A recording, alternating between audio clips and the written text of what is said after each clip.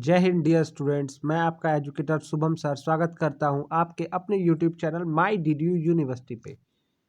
My dear students, आज मैं लेकर उपस्थित हूं बहुत ही इम्पोर्टेंट वीडियो लेक्चर। जी हाँ dear students, English prose and writing skill 1 यानी ENG 102 का previous year paper with detail analysis.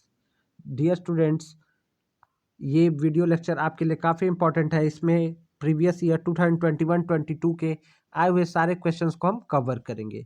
तो बिना आपका टाइम वेस्ट किए हुए डियर स्टूडेंट्स, आपको ले चलते हैं क्वेश्चन पेपर की तरफ। इससे पहले डियर स्टूडेंट्स, मैं आपको बताना चाहूँगा, अगर आप हमारे चैनल पे नए हैं और आपने हमारे चैनल को सब्सक्राइब नहीं किया है, तो आप हमारे चैनल को सब्सक्राइब कर लीजिए तथा वीडियो को लाइक और शेयर करना मत भूलिए। तो देख सकते हैं डियर स्टूडेंट्स, आपके स्क्रीन पे ENG 102 का क्वेश्चन पेपर है, जो प्रीवियस ईयर यानी 2021 का 21-22 का क्वेश्चन पेपर है। आप देख सकते हैं इस पेपर का नाम English prose and writing skill first है, जो थ्री क्रेडिट का है। पूरे 3 क्रेडिट्स का ये आपका क्वेश्चन पेपर है, जो CBCS पैटर्न पे आपका पेपर हो रहा है। तो विदाउट टाइम वेस्ट किए आपको ले चलते हैं क्वेश्चन पेपर की तरफ।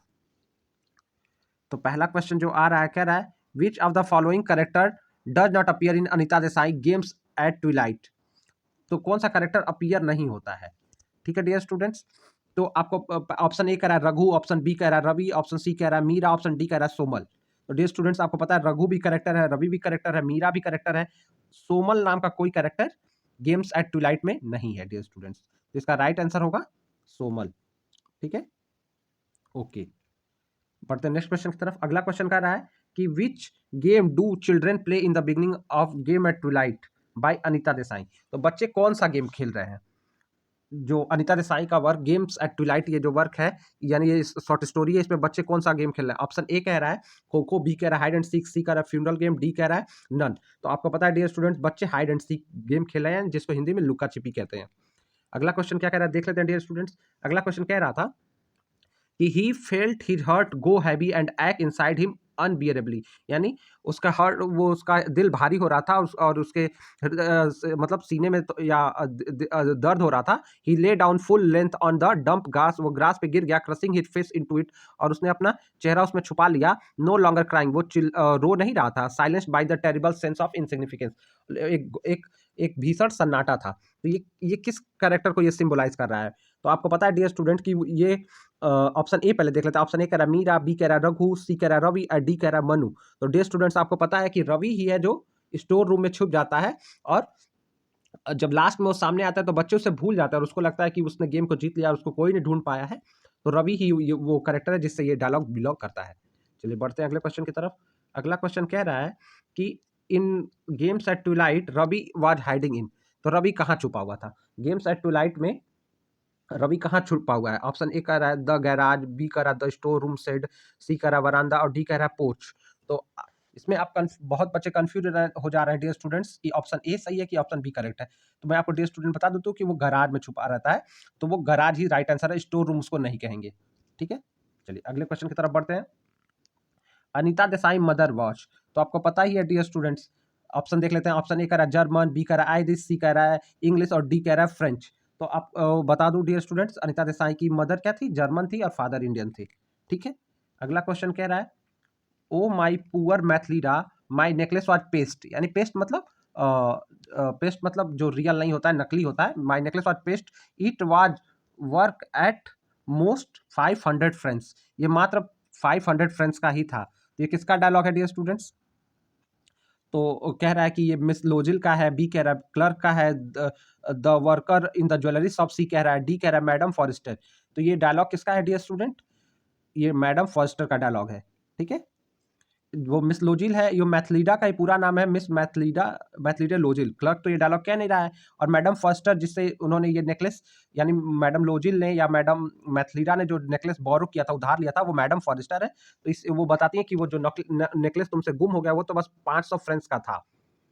ठीक है, तो ये डायलॉग मैडम फॉरेस्टर का है। अगले क्वेश्चन को देखते हैं। The last leaf story is set in, तो इसकी सेटिंग कहाँ है डियर स्टूडेंट्स। अब आपने स्टोरी को ध्यान से पढ़ा है तो आप इसका आंसर बहुत आराम से दे सकते हैं। अगर आपको पता है तो आप अपना आंसर मेरे साथ चेक कर सकते हैं। ऑप्शन ए कह रहा है ग्रीनविच विलेज, ऑप्शन बी कह रहा है कम्बरलैंड, ऑप्शन सी कह रहा है नीदरफील्ड, ऑप्शन डी कह रहा है ऑक्सफोर्डशायर। लेकिन मैं बता दूं डियर स्टूडेंट्स, आपका सही आंसर होगा ग्रीनविच विलेज। इसकी सेटिंग कहाँ है द लास्ट लीफ की? ग्रीनविच विलेज में। चलिए अब अगला क्वेश्चन कह रहा है mister pneumonia in the last leaf is an example of. Mister pneumonia, आपको पता ही, मैंने आपसे पहले वीडियो में बताया था डियर स्टूडेंट्स की मैंने फिगर ऑफ स्पीच को, उसमें काफी क्वेश्चन आए थे और मैंने उसको डील किया था। तो आपको बताया था कि ये जो जब निमोनिया क्या है, डिजीज है, उसका कंपैरिजन किससे कर दिया गया? मिस्टर निमोनिया, यानी उसको व्यक्ति से कंपेयर कर दिया गया। व्यक्ति, उसको व्यक्ति का रूप दे दिया गया, मिस्टर कह दिया गया है, तो वो पर्सोनिफिकेशन, निमोनिया जो बीमारी है जिसमें ठंड लगती है, तो यहाँ पे उसको पर्सोनिफाइड कर दिया गया है। ठीक है, तो इसलिए यहाँ पे ये क्या होगा? पर्सोनिफिकेशन होगा। मेटाफर आप जानते हैं ये है नहीं, हाइपरबोल अतिशयोक्ति है नहीं। ठीक है, तो बढ़ते हैं नेक्स्ट क्वेश्चन की तरफ।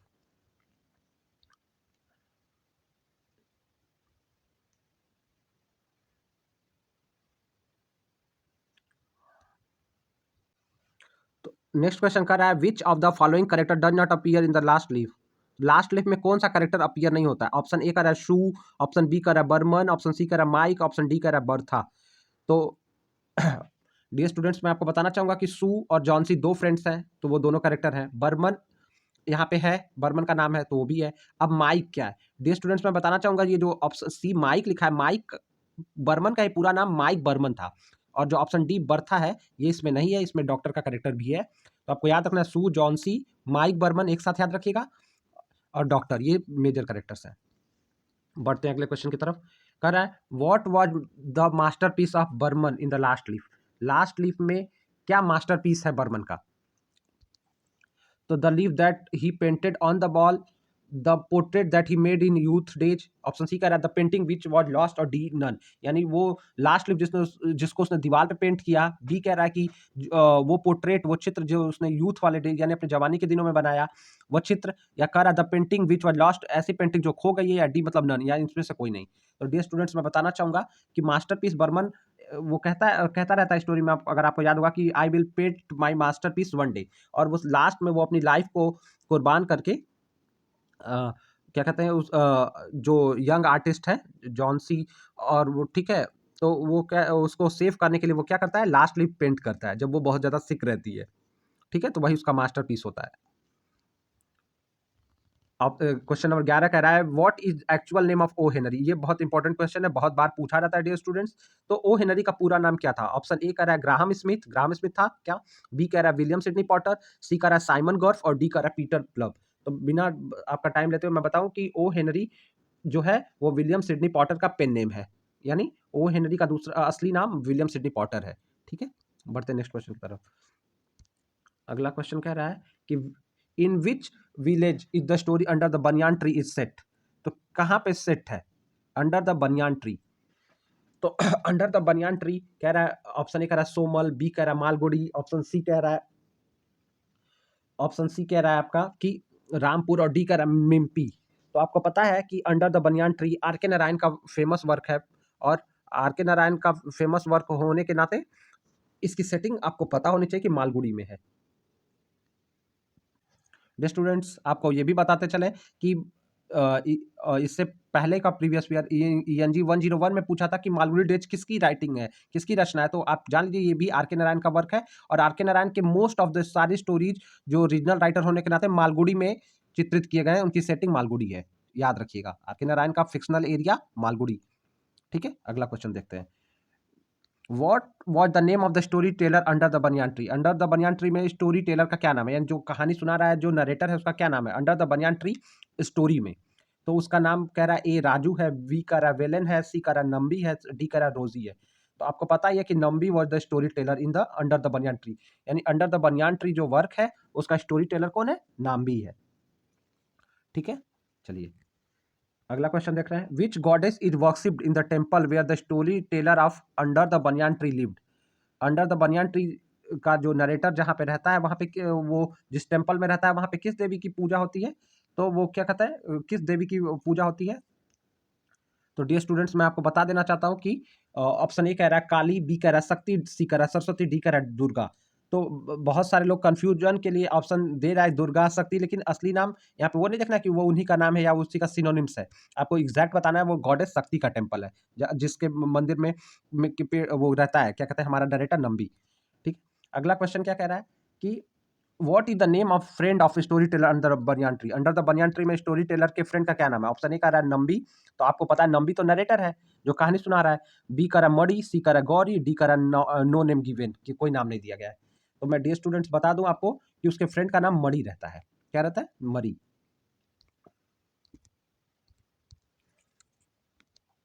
ठीक है, तो इसको आप याद रखिएगा कि उसका नाम क्या रहता है? मड़ी रहता है। अगला क्वेश्चन कर रहा है which of the following author created the fictional place Malgudi. अब ये इस क्वेश्चन का आंसर अभी जस्ट इससे पहले वाले क्वेश्चन पे मैंने बताया कि ये किसका फिक्शनल एरिया मालगुड़ी है। तो डियर स्टूडेंट्स आपको पता होना चाहिए कि ऑप्शन ए कह रहा है मुल्क राज आनंद, बी कह रहा है राजा राव, सी कह रहा है आर के नारायण और डी कह रहा है अनिता देसाई। तो मैंने आपको बताया डियर स्टूडेंट्स की किसका ये जो फिक्शनल एरिया क्या है, फिक्शनल प्लेस या फिक्शनल एरिया मालगुड़ी है, तो वो आर के नारायण का है। वो किसका है dear students? Are K Narayan का है। ठीक है, आर के नारायण की सारी स्टोरीज मालगुड़ी में सेट होती हैं। मालगुड़ी नामक स्थान पे वो सारी कहानियां कहती है। आपने दूरदर्शन पे ये सीरियल मालगुड़ी डे जाता था, तो शायद आपने देखा हो या आप यूट्यूब पे भी देख सकते हैं। ये बहुत इंटरेस्टिंग शॉर्ट स्टोरीज है, अगर आपको समय रहे तो आप देख सकते हैं। चलिए अगला क्वेश्चन का रहा है when did narrator place a lighted lamp in the hollow of बनियान ट्री।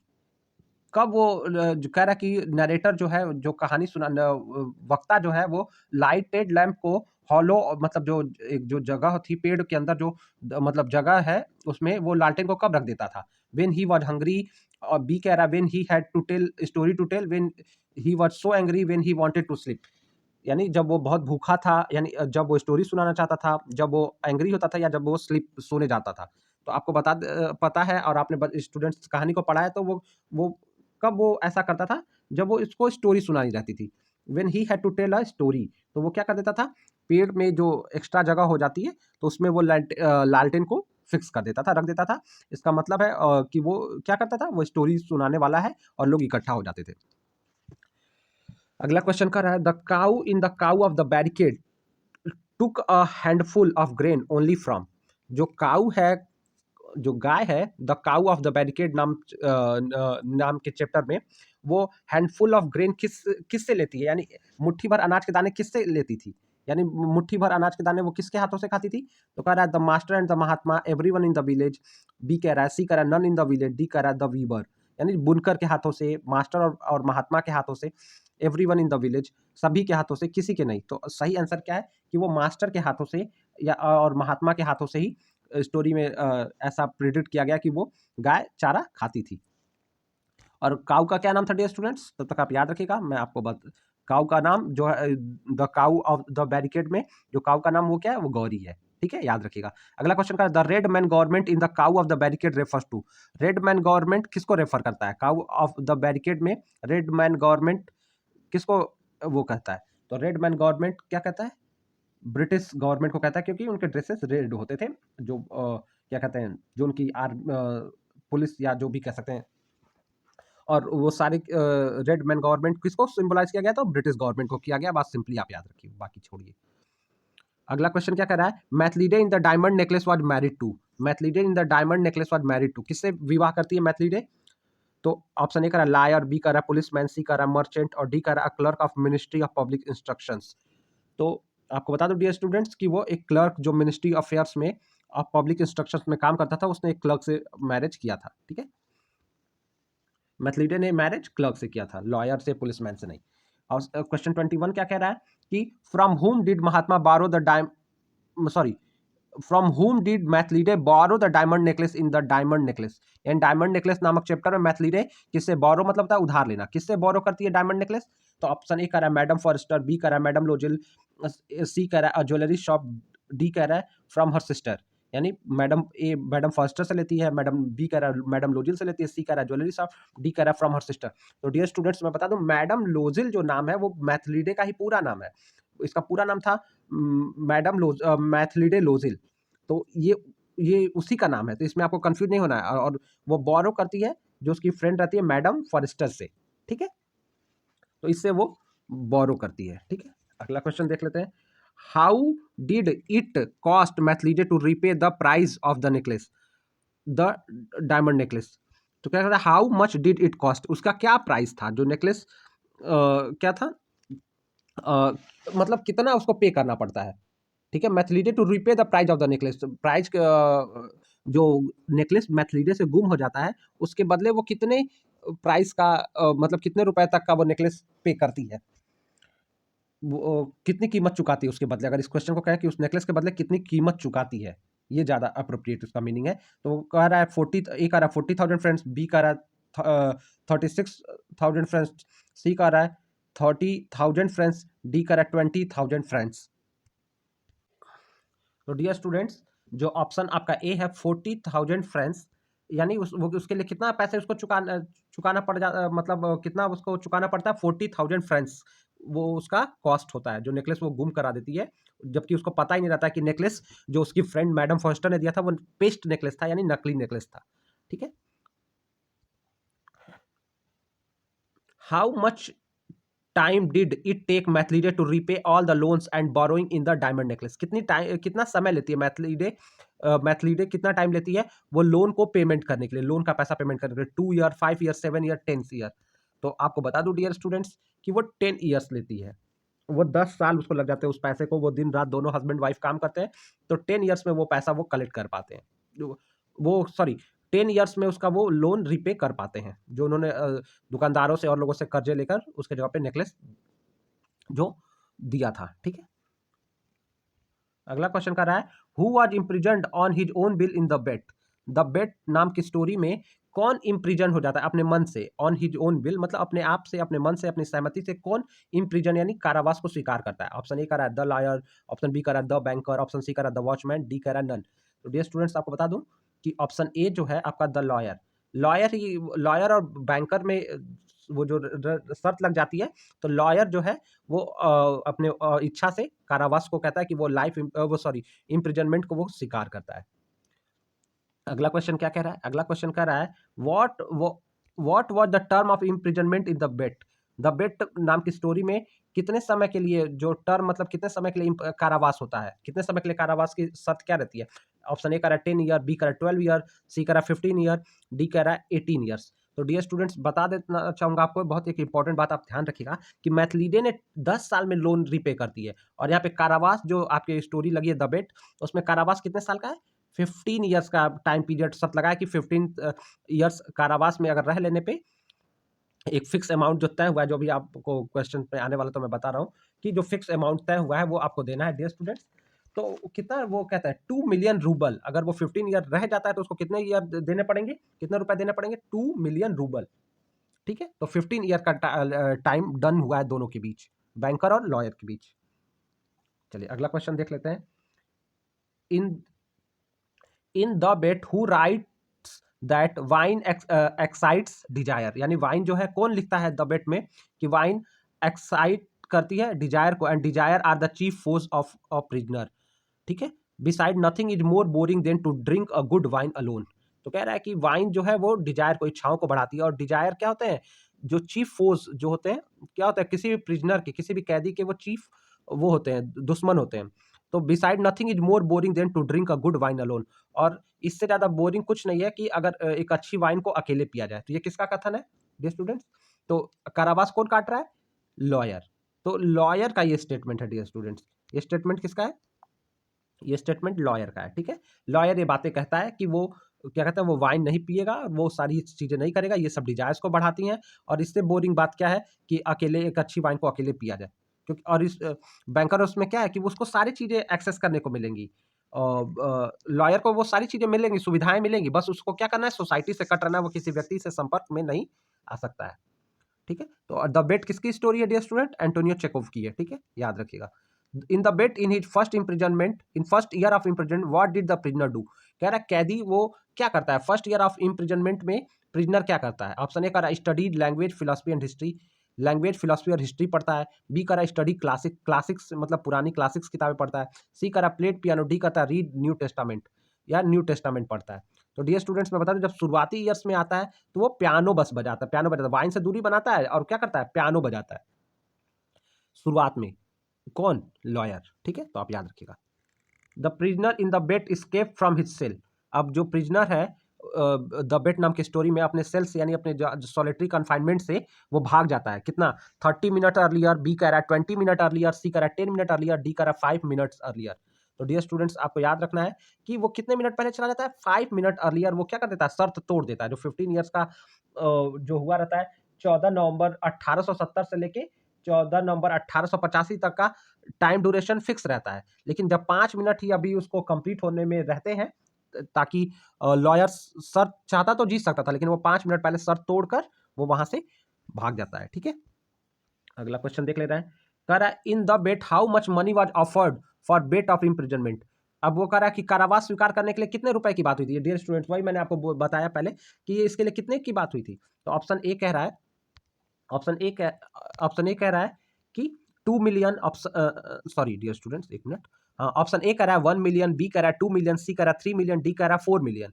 तो डियर स्टूडेंट्स, मैं आपको बता देना चाहता हूं कि 2 मिलियन रूबल की बात हुई रहती है। 2 मिलियन रूबल्स, ये डॉलर्स नहीं, रुपीज नहीं, याद रखिएगा 2 मिलियन रूबल। 2 मिलियन रूबल की बात होती है। ठीक है, याद रखेंगे आप। 2 मिलियन तो दिया हुआ है, लेकिन एग्जैक्टली 2 मिलियन रूबल की बात होती है।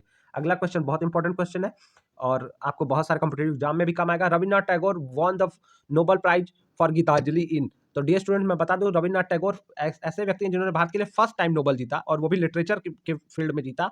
और वो ईयर क्या था? तो वो उसका सही आंसर है 1913, 1913 में जीता। ठीक है, बढ़ते हैं अगले क्वेश्चन की तरफ। Apart from in acclaimed author, sorry writer, के S Venkat Ramani was also popular as. तो ऑथर को छोड़ के एस वेंकट रमन किस नाम, रमणी किस नाम से, और मतलब क्या उनका और प्रोफेशन है, उनका क्या और काम करते हैं? तो वो कह रहा था, ए कह रहा है फिजिशियन, वो फिजिशियन थे, ए इन एक्टर, एक्टर थे, सी कह रहा है इन लॉयर, और डी कह रहा है और जर्नलिस्ट। तो वो क्या क्या और थे? ठीक है, तो डियर स्टूडेंट्स, मैं बता देना चाहता हूं कि वो क्या थे, एक साथ ही साथ एक लॉयर भी थे। वो एक राइटर होने के साथ साथ एक लॉयर थे, और वो रविन्द्रनाथ टैगोर से काफी इंस्पायर थे। अगर इनके वर्क की बात की जाए के एस वेंकटरमन की, तो पेपर बोट इनका फर्स्ट वर्क है, आपको याद रखना है। ठीक है, चलिए अगला क्वेश्चन पूछ रहा है कि so many hunger is a novel written by. Option A कह रहा मुल्क राज आनंद, बी कह रहा भवानी भट्टाचार्य, सी कह रहा कमला मार्कंडे, डी कह रहा राजा राव। तो आपको याद रखना है dear student, so many hunger जो है सो मेनी हंगर वाली की जब बात आती है डियर स्टूडेंट्स, तो ये भवानी भट्टाचार्य का वर्क है। ठीक है,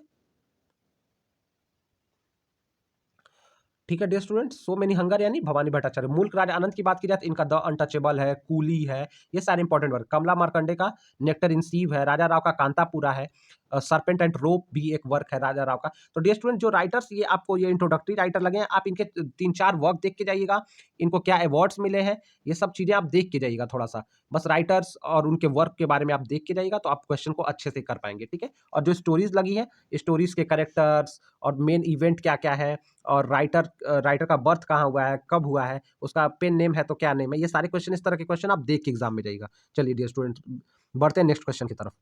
अगला क्वेश्चन कर रहा है which of the following is not one among the trio of the Indian English novel. तो मैंने डियर स्टूडेंट्स आपको पहले ही बताया हुआ है, और जो मेरे स्टूडेंट्स हैं उनको तो मैंने अच्छे से इस बातों को एक्सप्लेन भी किया हुआ है कि इंडियन कौन माने जाते हैं, त्रिमूर्ति कौन माने जाते हैं इंडियन इंग्लिश राइटिंग के, सॉरी इंडियन इंग्लिश नॉवेल के त्रिमूर्ति किसको माने, कौन कौन माने जाते हैं? तो इसमें से कौन नहीं है पूछ रहा है, यानी 3 तो है, एक नहीं है। तो कौन नहीं है? ए मुल्क राजा आनंद, ये ट्रियो में आते ही आते हैं। बी राजा राव, ये भी आते हैं। सी आर के नारायण, ये भी आते हैं। डी अनिता देसाई, ये ट्रियो में नहीं आती हैं। डियर स्टूडेंट्स, तो आपको पता चल गया होगा, इसमें एक आंसर आपका और भी है कि अगर बात की जाए तो ये जो तीनों राइटर हैं, ये जो तीनों है, यही ट्रियो बनाते हैं ऑफ इंडियन, और इसको आपको याद रखना है। ठीक है डियर स्टूडेंट्स, बढ़ते हैं नेक्स्ट क्वेश्चन की तरफ। Who wrote novel untouchable. अभी मैंने पहले ही बताया डियर स्टूडेंट्स कि अनटचेबल जो वर्क है वो मुल्क राज आनंद का है। ठीक है, आर के नारायण का मैंने बताया बैचलर ऑफ आर्ट हो गया, स्वामी एंड फ्रेंड्स हो गया, मालगुडी डेज हो गया, ये सब इनके हैं। राजा राव की बात करें तो राजा राव के इंपॉर्टेंट वर्क्स क्या क्या है? राजा राव का कांतापुरा हो गया, सरपेंट एंड द रोप हो गया, के एस वेंकट रमन का अभी हमने बात किया ही। चलिए बढ़ते हैं नेक्स्ट क्वेश्चन की तरफ। अगला कह रहा है which of the following is also known as Kokila nightingale of India. किसको नाइटेंगल ऑफ इंडिया कहा जाता है? मुझे लगता है ये तो आंसर सबको पता होगा। ऑप्शन ए कह रहा है सरोजिनी नायडू, बी कह रहा है कमला मार्कंडे, सी कह रहा है नयन तारा सहगल, डी कह रहा है नन ऑफ द अबव। तो डियर स्टूडेंट्स, का सही आंसर है सरोजिनी नायडू। ठीक है, बढ़ते नेक्स्ट क्वेश्चन की तरफ। द नॉवेल नेक्टर इन सीप बाई, अभी देखिए ये भी क्वेश्चन पूछ लिया गया है। तो नेक्टर इन सीप बाई, ऑप्शन ए कह रहा है मुल्क राजानंद, बी कह रहा है कमला मार्कंडे, सी कह रहा है नयन तारा सहगल, और डी कह रहा है भवानी भट्टाचार्य। तो nectar in of the ship आपको याद रखना डियर स्टूडेंट, कमला मार्कंडे का बहुत पॉपुलर वर्क है और कमला मार्कंडे का ये वर्क आप याद रखेंगे, ठीक है। अगला 37 क्वेश्चन कह रहा है which nationalist figure influenced the cow of the barricade, किस नेशनलिस्ट यानी राष्ट्रवादी फिगर से the cow of the barricade influenced है। ऑप्शन ए कह रहा है महात्मा गांधी, बी कह रहा है जवाहरलाल नेहरू, सी कह रहा है सरदार पटेल, डी कह रहा है नन। तो डियर स्टूडेंट्स आपको पता होगा जो मास्टर है वो इस सिंबल, वो किसका सिंबल है, वो महात्मा गांधी का ही एक सिंबल है। और जो गाय जो यानी काउ गौरी है वो भारत माता की सिंबल है। तो आपको याद रखना है महात्मा गांधी का सिंबल मास्टर है जो काउ ऑफ द बैरिकेड में है, जिसके हाथों से गौरी अनाज खाती है, और जो गौरी है वो भारत माता का रिप्रेजेंटेटिव है। चलिए अगला क्वेश्चन पढ़ते हैं कि what was the name of the cow in the cow of the barricade. अभी मैंने बता दिया कि काउ का नाम क्या है डियर स्टूडेंट्स, मैंने आपको बताया लक्ष्मी नहीं है, गौरी नहीं है, देवी नहीं, सॉरी लक्ष्मी नहीं है, देवी नहीं है, भवानी नहीं है, तो बचा क्या, गौरी। काउ का नाम क्या है डियर स्टूडेंट्स, गौरी है, ठीक है। बढ़िए नेक्स्ट क्वेश्चन की तरफ देख लेते हैं। तो 39th क्वेश्चन का the cow of the barricade was popularly suppose to belong to, ये कहां से संबंधित है, ये स्टोरी कहां की है। ऑप्शन ए कह रहा है बनारस, बी कह रहा है कानपुर, सी कह रहा है गोरखपुर, डी कह रहा है गोवर्धनपुर।